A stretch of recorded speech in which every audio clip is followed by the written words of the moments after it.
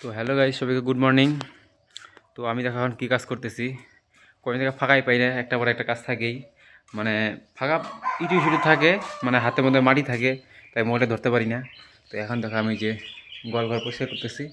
তো হাতের পরিষ্কার আছে, এই যে তা দেখতে পারতো হাত পরিষ্কার, আর এক হাতে তো মোবাইল ধরছি এই যে। তো তো গোয়াল ঘরে পরিষ্কার করতেছি। আবার আবার কী কন্টেন্ট পাইতেছি না, কন্টেন্ট একটা বানাই দিই, এটাই কন্টেন্ট হয়ে যাবে। তো দেখা যাক কত দূর আগানো যায়। তো হয়ে গেছে, এক ঢাকি ফেলে দিয়েছি। তো আর হবে ধরো দুই ঢাকি। এই পোয়ালের জন্য একটু ডিস্টার্ব হয়, রাতেরবেলা পোয়াল দিতে হয়।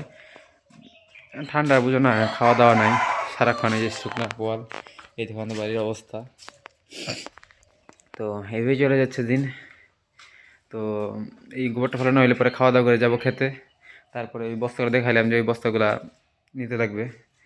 মানে প্রচুর চাপ, দিন শেষই হয় না। তো এর মধ্যে কয়দিন পরে আমার মোবাইলের রিচার্জ শেষ হয়ে যাবে, প্রায় ধরো না 4-5 দিন আর, তো শেষ হয়ে যাবে।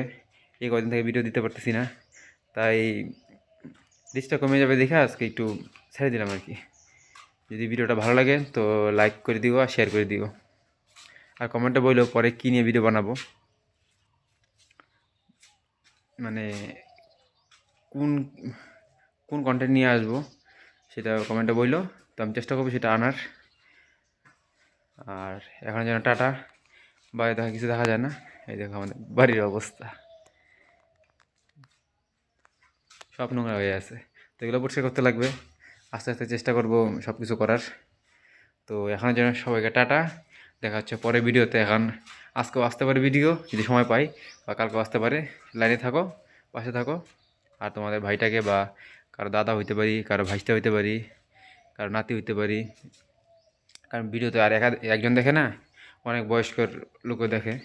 তার জন্য সবাইকে বলতেছি পাশে থাকো, এই ছেলেটাকে সাপোর্ট করো আর কি। ঠিক আছে, টাটা।